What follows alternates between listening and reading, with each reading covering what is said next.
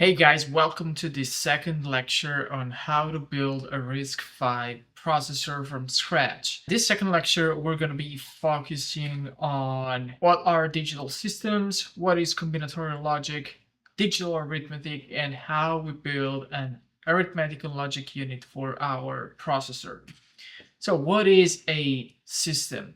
For what we are concerned, a system is a black box that transforms input signals into output signals. And our job as designers is to design the content of the black box to obtain the intended output from the inputs. We talked about input and output signal, but what is a signal? A signal can be defined as a function that changes over time. Mathematically, it's an x of t. And signals are classified based on the type of values that x of t can assume. An analog signal can assume any value in a continuous range, while a digital signal can assume only certain values in a discrete set. And binary signals, which are the ones that we're going to deal with, are a particular subset of digital signals where x of t can assume only two values, 0 and 1. We will see that we had to introduce a couple more states, a couple more values on this signal to deal with multi-driven nets and non-driven nets. To describe what's inside the black box, we need a language that is able to do that. This is where hardware description languages come along. And without entering now into the specific of Verilog, SystemVerilog, or VHDL, every hardware description language has two components: input and output port definition, and how does inputs transform into outputs. And this thing, so the description of the input and the output and the inside of the box, it's called a module. This is what a module looks like in SystemVerilog. There's a module keyword, the module name, the port list, how the internal signals and the logic is defined, and the end module keyword to delimit the end of the module. Let's start analyzing combinatorial logic, and let's start with a very simple example, an AND gate. First of all, we're dealing with combinatorial logic. So it's logic that has no memory. The output at time t only depends on the value of the inputs at time t. There's no transient, there's no memory. A two input AND gate, which is depicted here as two inputs x and y and one output, a z. We assign the output z as x ampersand y, and the AND operation SystemVerilog is defined by this ampersand. This is a bitwise AND operation. An AND gate emits a 1 at the output whenever both inputs are 1, or in general all inputs are 1 if we want to extend it to more than two input logic. Now, how do we test this thing? We have to create our first test bench, and a test bench is simply a wrapper around our module, in this case the AND gate, that drives the inputs and collect the outputs. The test bench is written in SystemVerilog as well. We're going to use some SystemVerilog facilities called system calls to allow us to quickly debug this thing. So the first thing we define is a timescale. I won't get into the details of this because it's extremely technical and we don't care about this level of details yet.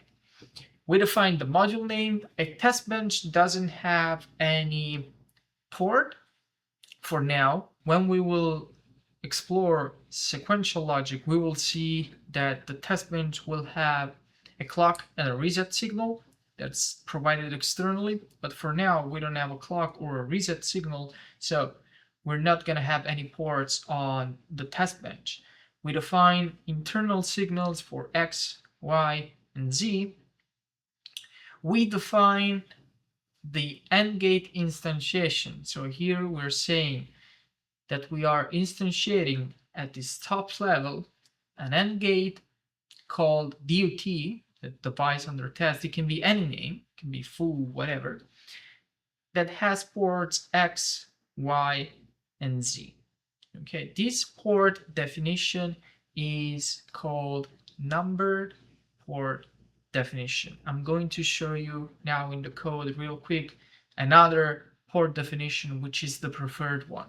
We start the simulation here with the initial keyword begin, and here we put the X signal at 0, the Y signal at 0, and we wait for 10 time units, which is nanoseconds.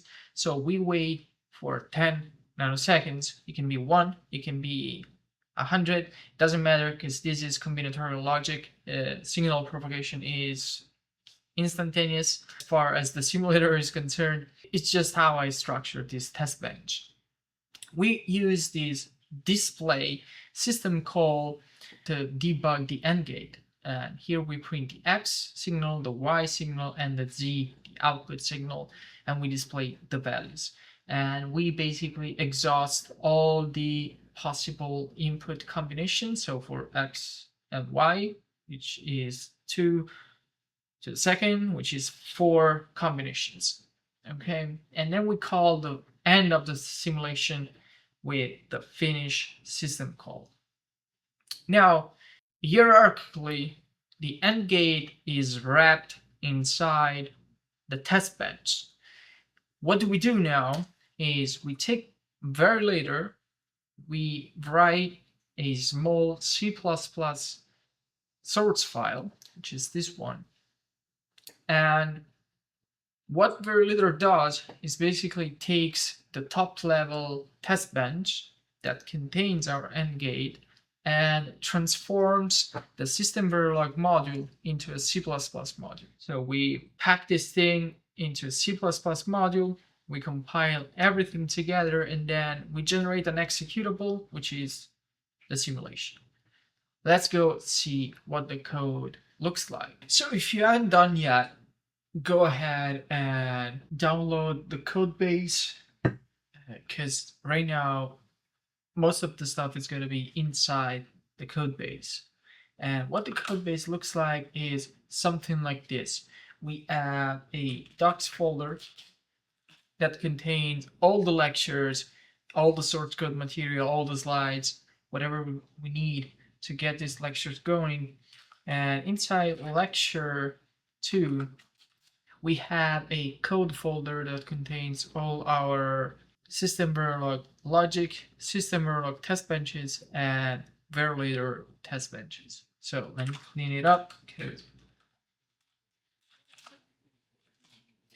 Inside the RTL folder, we have all the SystemVerilog units that we're going to see inside this lecture. And let's start with the AND gate. So I'm using Vim. You can use whatever editor, just because I'm inside the terminal.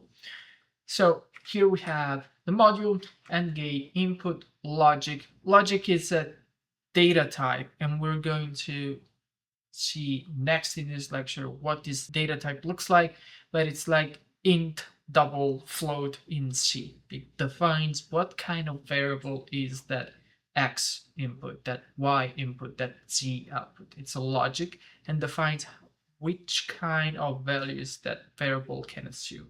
So we're going to talk about logic in a bit, but for now it's just a data type. And here we assign X and Y to Z.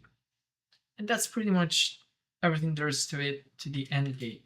Let's go see the DV folder and the SystemVerilog folder, and let's see the AND gate test bench. And the AND gate test bench, it's an instantiation of the AND gate module that we just saw. This kind of port association between what's external, so X, Y, Z, and the input and the outputs of the AND gate is not the best way of doing it, because now you have to remember that the first port inside the AND gate is X, the second port is Y, the third port is Z. The worst way you can do this is by using dot star notation. This is extremely confusing, even more so, because not only the port number has to match, but also the port name has to match. So what is the best way, the most readable way, the industry standard for instantiating submodules is this one. The X port of the AND gate connects to the X port of the test bench. The Y port of the AND gate connects to the Y wire, the Y logic in the test bench, and the Z connects to the Z. Okay, this way you can have different names, like this can be foo and this can be foo. Okay, but this is the most readable way and the way that we're gonna stick to when working on more complex projects. We already went over whatever it is inside here on the slides. The most interesting part is the Verilator code. So let's open it up. Verilator for the AND gate. And here what we are doing is we're importing the C++ model of the AND gate, and we're gonna see in a minute how we're gonna build that. We're gonna import all the Verilator facility, and here we're instantiating that C++ module. We're generating the waveform file for this simulation, and we're basically saying until we got that $finish, until we call that $finish from the test bench, evaluate this AND gate test bench. So pop here is the AND gate test bench, evaluate it, dump whatever is going on in the test bench to the waveform, and increment by 1 the simulation time. 1 what?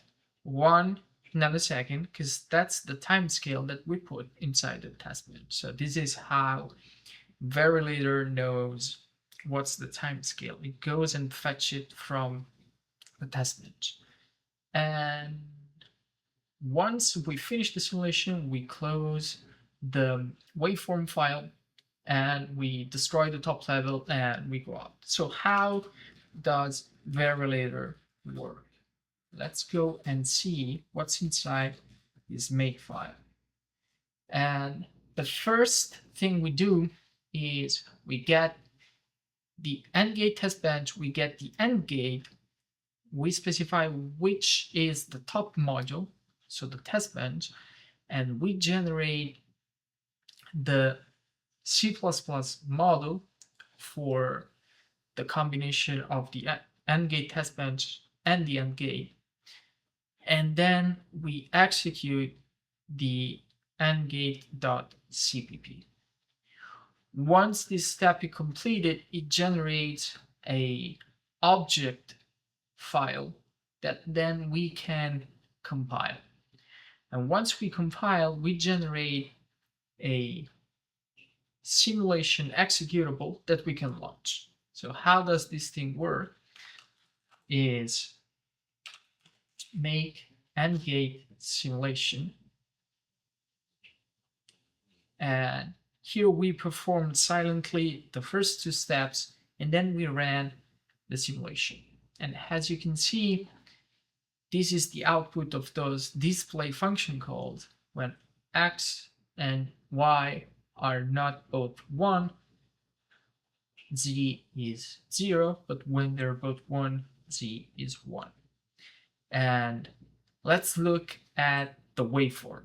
So the waveform that is generated, it's here, AND gate BCD.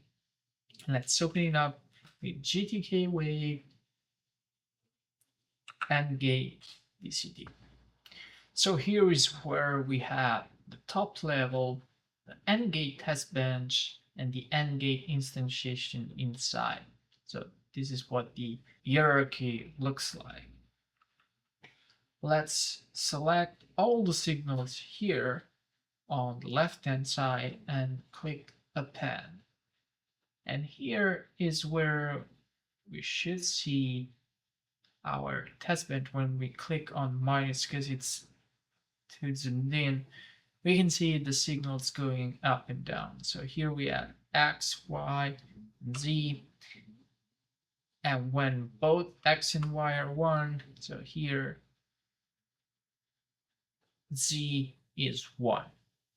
So one thing you'll quickly learn is that debugging via waveforms is much, much slower than debugging with a log file, with the command line, and whatnot. So we're going to stick to the command line as much as we can while debugging all our systems. It's useful to have a waveform, but in industry, most of the debugging is done via log files.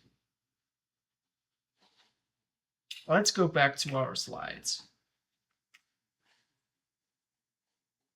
So we've seen the AND gate, we've seen the test bench for the AND gate, we've seen the Verilator code for the AND gate, and this thing can be extended to any piece of logic that you can imagine. So let's quickly fire through everything that we need to have on the logic side of things.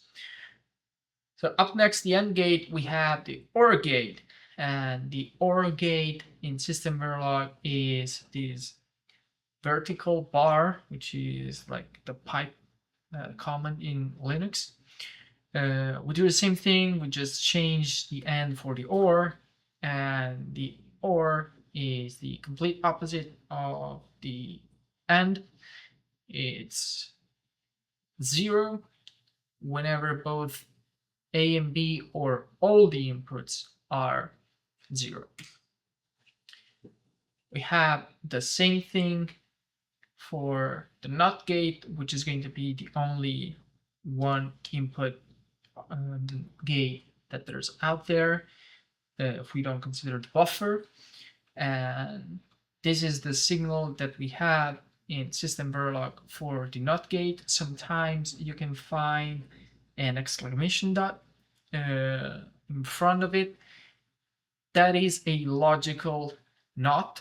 This is a bitwise NOT. There's difference when it comes to synthesis. It's a detail. We're gonna stick to the best practices here in the course, and this is the way to do it in SystemVerilog for bit operations.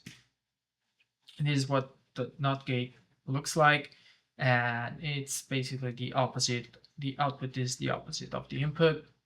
The XOR gate, which is extremely interesting, is basically an exclusive OR. This is the symbol that is reserved in SystemVerilog for the XOR operation, and it's basically 1 whenever we have an odd number of 1s in the input. So in this case, whenever we have 0, 1 or 1, 0 in the inputs, we have 1 at the output. And we can see how this thing works in the test bench, because we have code for all of this. If you type make or gate sim,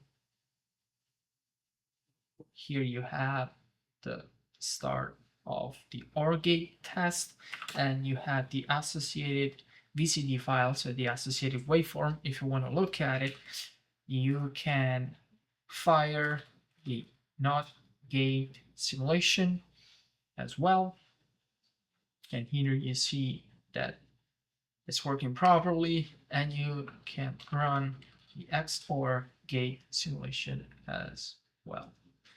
Okay, so these basically, there are other gates like the NAND the XNOR, the NOR. Those are pretty easy to understand to go over if you understood the concepts here. So we're not gonna waste time on those. Now, if we want to extend the same concepts that we see for logical operations to multiple bits at a time, so processing arrays of bits at a time, we can do so by defining an array of logic. So for example, here x is 4 bits wide, so we start counting from 0 to 3, so 0, 1, 2, 3, 4 bits.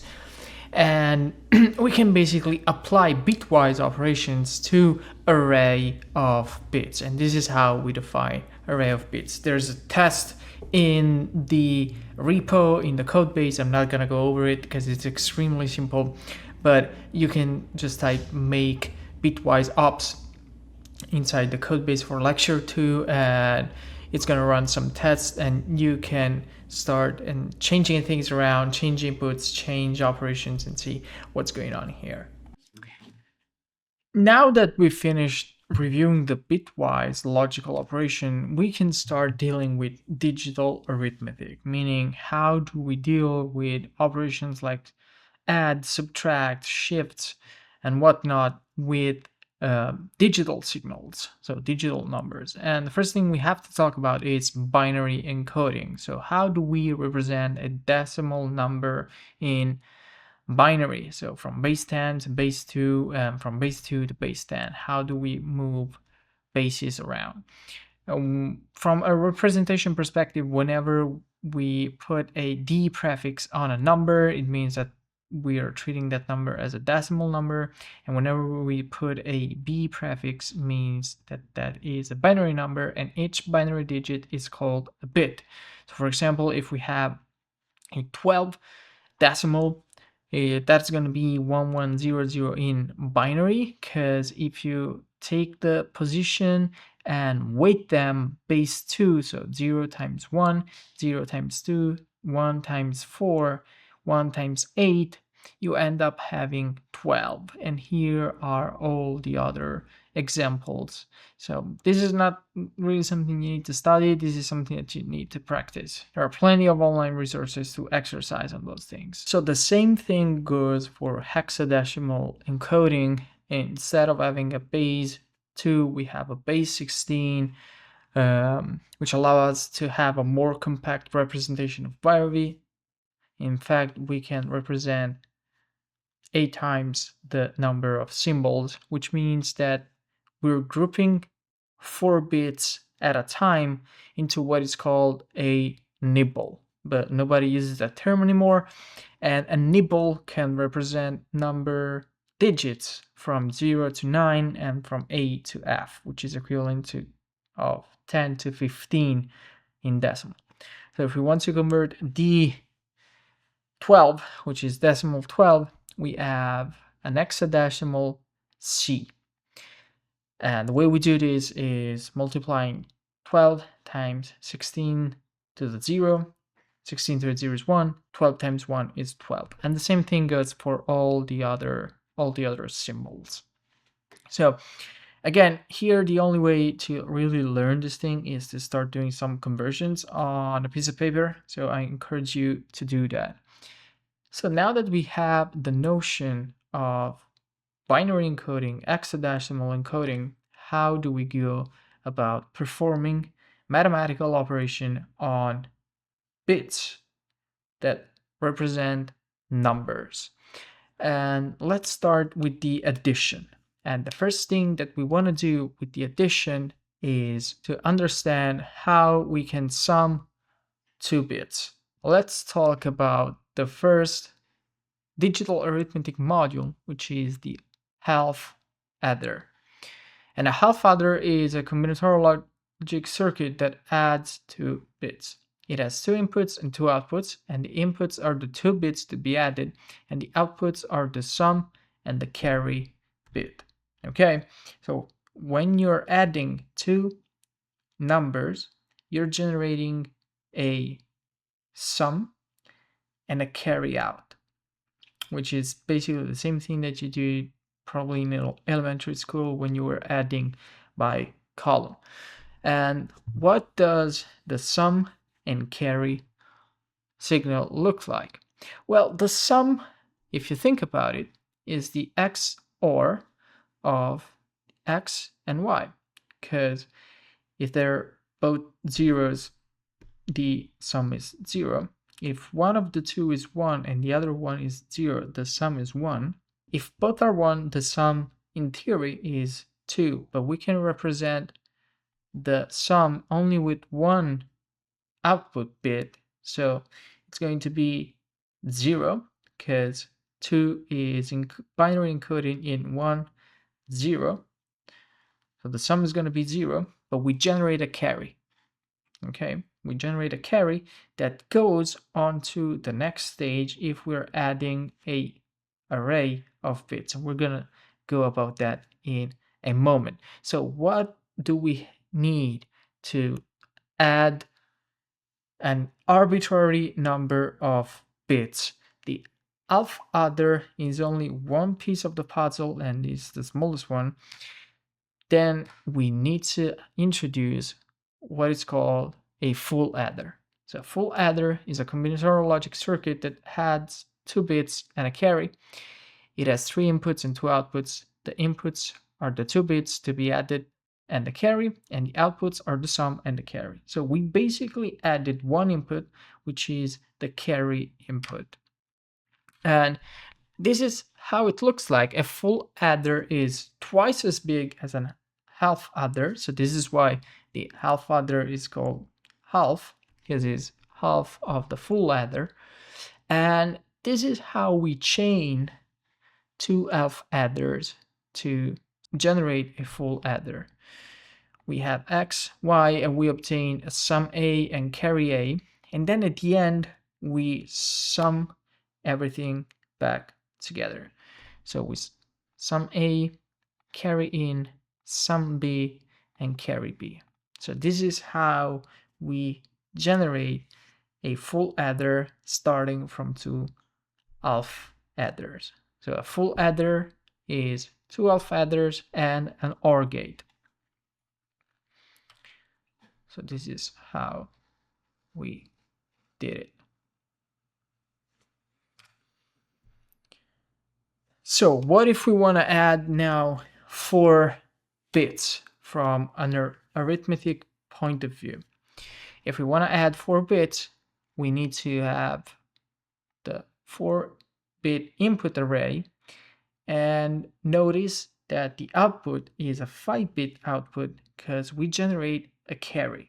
Okay, so whenever you're adding 2 numbers, you need to realize that the result is going to be with 1 extra bit, because we might have an overflow signal, we can generate a carry, call it whatever you want, but that's what we're going to get.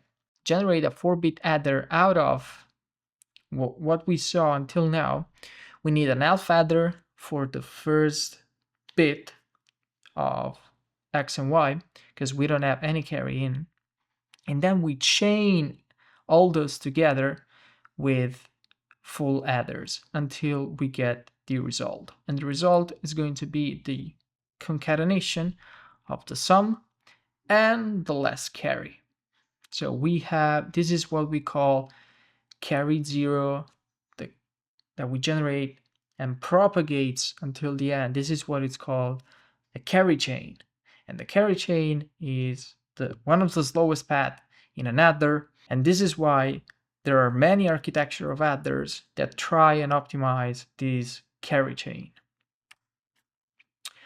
Of course, we don't want to deal with adding alpha adders, full adders inside our own design.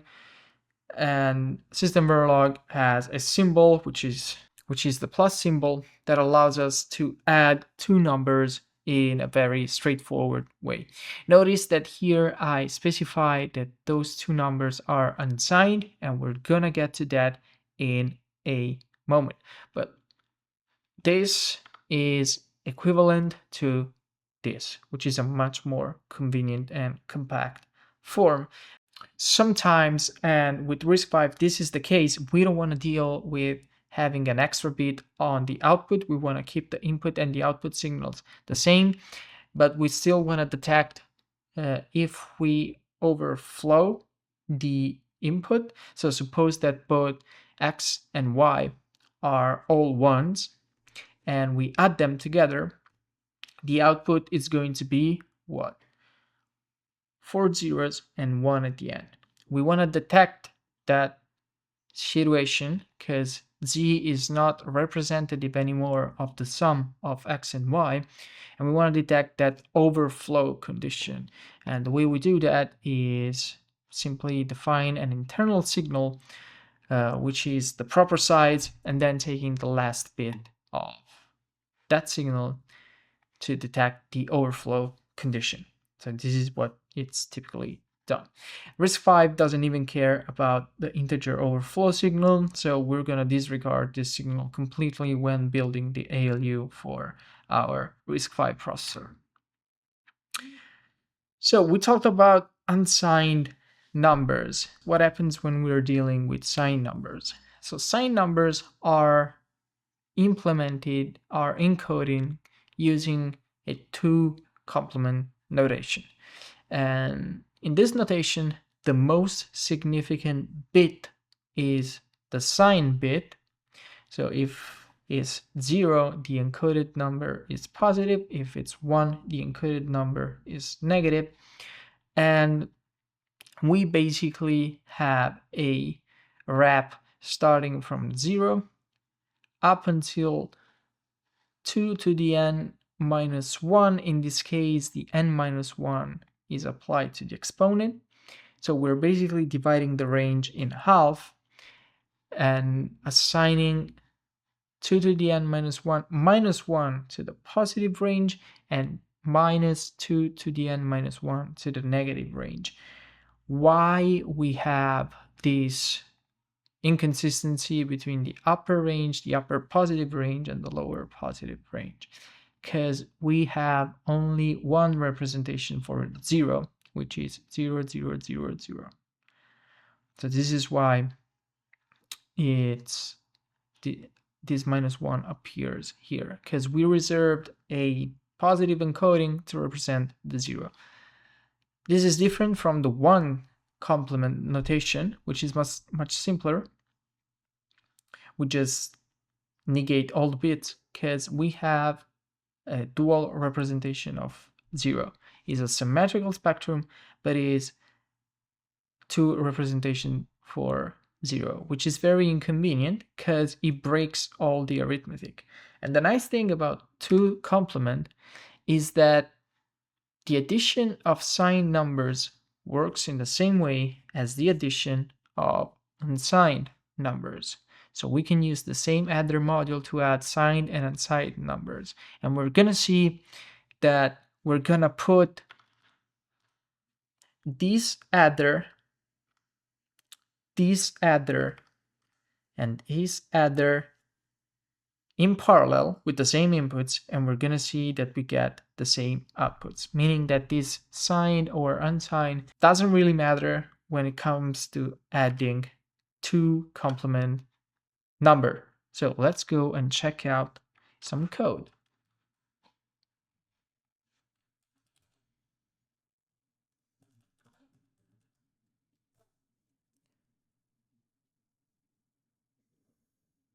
This is the first adder that we saw. So this is the actual implementation using 1 alpha adder and 3 full adders. This is with the unsigned plus sign, and this is with the signed plus sign. And as you can see, we obtain the same results even when we start having negative numbers. Other common operations that we need to perform are shifts. So basically taking a binary number and moving it around to perform certain kind of operation. And one of the most common shifts that we have to perform is a left shift. And the left shift is a combinatorial logic circuit that shifts a number to the left by a given number of bits. And it's important here to understand the relationship of the sizes between the different inputs. It has 2 inputs and 1 output, and it's equivalent to multiplying by 2 to the y. The relationship between the operands is extremely important because first of all, we introduce a parameter to play with the sides of the operands. And here we see that if x is an operand width in terms of sides, y, so the amount of bits that we can shift x, is going to be the logarithm in base 2 of the operand width. So for example, x is 4 bits wide, y is going to be 2 bits wide, because at most we can move x by 4 bit, and 4 can be represented with 2 binary digits, so from 0 to 3, so 4 symbols. This is the SystemVerilog symbol for a left shift. So left shift is fairly simple to understand here, that there's no tricks. So if we go and make the LLS scene, we can see that here, if we focus on here and we are shifting left by 1 position, we have 0, 0, 1, 0. So this one moved here to this other position. And here we're doing 0, 0, 1, 0. We're moving to the left by 2 positions. So this one comes here and we obtain this one. And here, if we take this 0, 0, 1, 1 and we move it to the left by 3 bits, this one falls off and this one goes in the last position. So this is how the left shift works. Now, when it comes to right shifts, things are a little bit more complicated, because now when shifting right, you have to take care of the nature of the actual number that we're shifting, if it's signed or if it's unsigned. So we distinguish between a logical right shift and an arithmetic right shift. So a logical right shift is a combinatorial logic circuit that shifts a number to the right by a given number of bits. You may think that it's equivalent to a division by 2 in this case, and for even numbers it is, but for odd numbers, when you shift, that 1 that is in the first position goes out, so you basically lose info. So the interface of the right shift is pretty much the same of the left shift, but instead of having 2 major sign, we have 2 minor sign, or whatever. It really depends on how you want to look at. But now the arrows are pointing in the other direction, and this logical right shift shifts to the right and inserts a 0 on the most significant bit. So it always adds a 0 on the most significant bit. The arithmetic right shift in this case takes care of the sign. So when shifting right, notice that here we have 3 arrows, not just 2. When shifting right now, we do not always insert 0. We look at the most significant bit and we inject that same bit when shifting. So it means that we preserve the sign. Okay, and this is best exemplified with our testbench.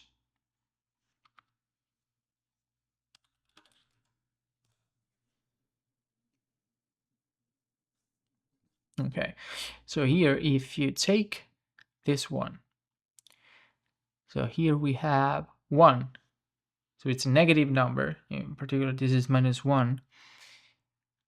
If we go here and shift by 2 to the right, from a logical perspective, those 2 numbers fall off, those 2 digits come in the bottom places, and we inject 2 zeros.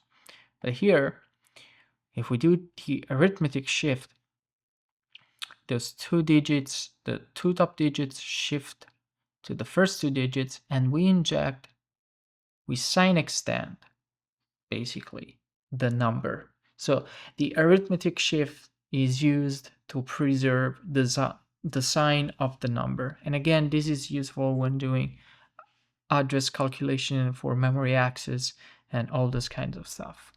But now we can put everything that we learned together and look at what is a arithmetic and logic unit for tiny thetas. And we start going into the details of what this tiny betas is. And tiny betas is a RISC-V RV32IM processor. What does this RV32IM stand for? RV means RISC-V, 32 means 32-bit architecture, and we're not going into the details right now, but we're going to see what this means in the coming lectures. I stands for integer instruction, so it's the base instruction set, and M is an instruction set extension that contains integer multiplication and divisions. So this is what we're going to use to tackle some corner cases in the pipeline design. The arithmetic and logic unit in any processor is the unit that performs the arithmetic and logic operations. So AND, OR, XOR, AND, subtract, all this kind of operation. And it is a combinational logic circuit that takes two operands and an opcode and produces a result. So the operands are the two numbers that we want to add, subtract, and or together, whatever. And that operation is encoded inside an operation code. You can find all the links to the RISC-V ALU operations that we have to support, but here I just put like a short list of what we have to support, like add and subtract. We haven't touched the subtract operation because it's pretty much the same thing as the add. We have the AND, OR, XOR operation, shift left, shift right, both arithmetic and logical. And we have a few comparison operations that we're going to see: less than, equal, and not equal. From an interface perspective, the ALU has two inputs, source 1 and source 2, we're going to call. One result, a 4-bit opcode. Why 4-bit? Because we need to support roughly 10 operations. So the ceiling of log2 of 10 is 4 bits. And this is how we encode the operations. We can define in SystemVerilog an enumeration for the operation, saying that the enum should use 4-bit for the encoding, and this enum, it's like a type def in C, we can call it ALU OPT type. And SystemVerilog takes care of encoding ALU add as 0000, sub 0001, so on and so forth. So SystemVerilog takes care of the encoding. Now, the design is extremely straightforward. We have the source and destination operands, so source and result. And we have the ALU OP selector. Here we introduce yet another structure of SystemVerilog, which is a case statement. And we're going to see in the code in a bit that this case statement needs to be wrapped inside another statement. We're going to see what is it. But basically, you can think this as a multiplexer, which is something that we're going to see in the next lecture. Now, before going over the ALU, let's define what this logic data type is, because we've been using that throughout this lecture. We're going to use that throughout this course, and it's important to understand how this thing works. So logic is a data type that can be used to represent a single bit, or as we saw, a vector bit. It can be mapped inside an enum. It can be put inside structures, packed, unpacked structure. We're going to see a lot of different usage of this logic data type. But a single logic bit can assume 4 values. It can assume 0, 1, straightforward, x, which is unknown, which is referred for signals that are either non-initialized, so nobody has ever touched that wire, that signal, or when multiple wires are driving that node with different values. So for example, if I have a signal that drives 0 and a signal that drives 1 onto the same node, I don't know what the value is. Is it 0? Is it 1? Is unknown. And then I have an high impedance. I have a high impedance value, which means that nobody is driving that node. So it basically floating in the space. It's unconnected. The problem with Verilator is the reason why Verilator is so fast at simulating is because it's a two-state simulator. So it doesn't support X and Z values. This is a huge problem because how do we deal with potential bugs related to X and Z? So uninitialized or multi-driven or undriven nets if Verilator doesn't support X and Z. And this is extremely easy to tackle in Verilator because we randomize the inputs. So Verilator has a randomization engine that allows to randomize the inputs, and whenever we fire the simulation, those random inputs will eventually propagate at the output, causing errors in our test bench, so they kind of bubble up at the end. So this is how we deal with X and Z's in Verilator without having to resort to a 4-state simulator. So before closing this lecture, let's take a look at the ALU. RTL. So let's take a look at the test bench first.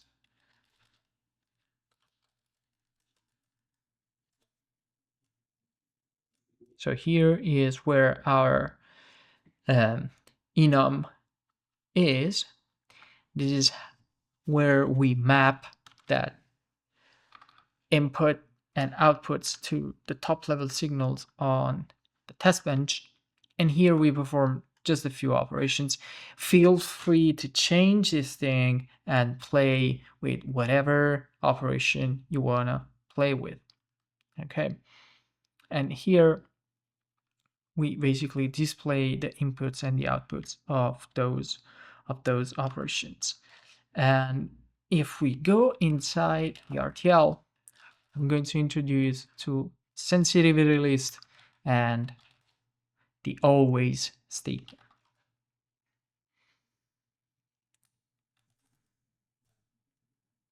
Okay, so the ALU is extremely simple. We have the inputs, we have the result, and here we have the case statement that we saw on the slide. That this case statement is wrapped between an always calm statement. What is this always calm? So in SystemVerilog and in many other languages, hardware description languages, we need to have a way of saying to the simulator when to evaluate whatever is inside here. So in this case, the case statement. So this case statement logically needs to be evaluated every time we have a change in the source signals. So when source 1, source 2, and ALU up change. So every time those source inputs change, this case statement, so result, needs to be evaluated again. So those signals need to be part of the sensitivity list of a statement, and this statement is always comb. In the previous version, let's call it that way, of SystemVerilog, which is Verilog, we had to manually specify the sensitivity list, like always at everything, for example, or with always at and the list of signals to which this always statement needs to be sensitive to. This led to a huge amount of trouble, especially in implementation, because what happens if you forgot to include a signal in the sensitivity list? It means that the result does not change when ALU op changes. So if ALU op changes, but result doesn't change, where do we store that value? So what happens is we infer a latch, and we're going to see what a latch is in the next lecture, but a latch is a very bad thing and doesn't need to happen. And this is what breaks a design on the first runs of implementation synthesis when we are generating the chip. So this is something that should be avoided, and SystemVerilog fixed this with this always underscore comb, which stands for combinatorial statement, which basically instructs the simulator to go and figure out the sensitivity list by himself. So when we compile this thing with Verilator, Verilator goes and look at this statement always comb, goes and look inside it, and what are the input that this statement takes. Okay, so those inputs are going to be part of my sensitivity list. So this is how we get rid of latches, and this is the best practice for avoiding latches in our design, because they are hard to debug, they cause a lot of bugs, and they are not synthesizable, meaning they do not translate into anything real. So this concludes this lecture. We haven't dug deep into the details of everything that we explored today. For example, this case Z, what it means. Does a normal case statement exist? Yes, it does. What is the difference? We're going to see in the coming lecture, but right now I just wanted to get you started into playing with some combinatorial logic and see what happens if you start changing things around, moving things around. So thanks for staying on, and I'll see you in the next lecture.